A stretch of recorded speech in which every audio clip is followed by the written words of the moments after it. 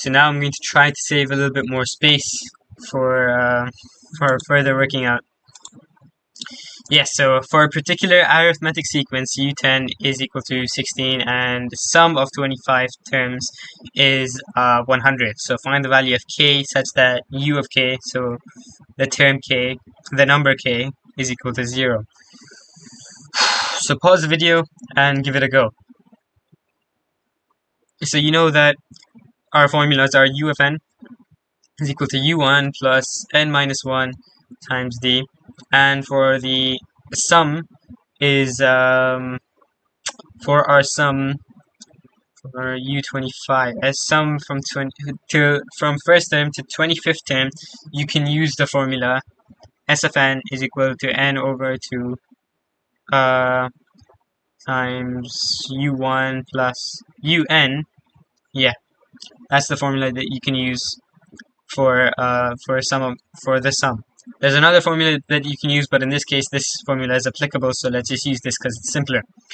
So first off, we plug in all our values. So 16 because it's u10, so that plus u1 plus, because it's 10 minus 1, it's 9d.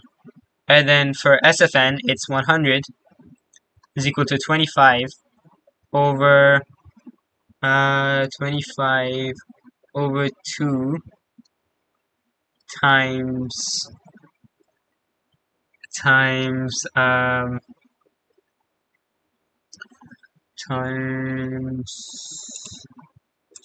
sorry, we're not gonna get anywhere with this formula. Sorry, we have to use the other formula. I was a little bit mistaken over there. Sorry, we're gonna have to use another formula, not this one. Okay. Let's get rid of that. Yeah. So the formula that we have to use here instead is s of n is equal to n over 2 still times 2u1 plus n minus 1 times d. That is the formula we have to use here. So s of n, which is 100, is 25 over 2 times by 2u1 plus 24d, because you're plugging in the values that you have over here. And then from here we can start to solve. So here we created two linear equations that we have to solve. So 16 is equal to u1 plus 9d, and over here we can expand and simplify. So 100 is equal to 25 over 2 times 2u1, so this and this cancel, so it becomes 25u1 plus 25 times 24 over 2, which you can just like cancel out with the 24, so it's just 25 times 12, and then you can solve from there.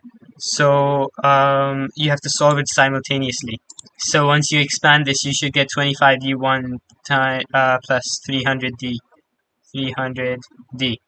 So it's 16 is equal to u1 plus 9d.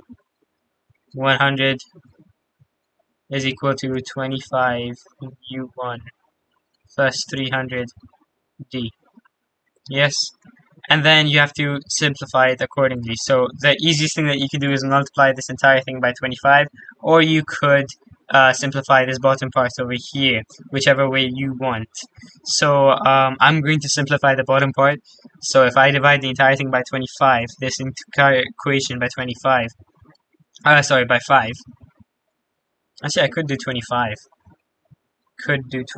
Yeah, let's do 25. Let's do 25 instead. So if we divide by 25, we should get 4 over here, u1 plus 12d. Yeah, 12d.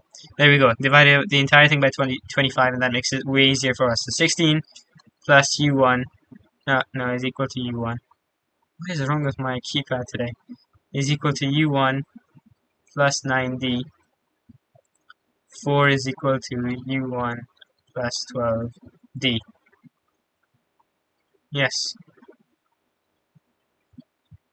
So now let's try to solve. So if we minus this by doing simultaneous equations, we should get 12 is equal to, this cancels out to be 0 minus 3d.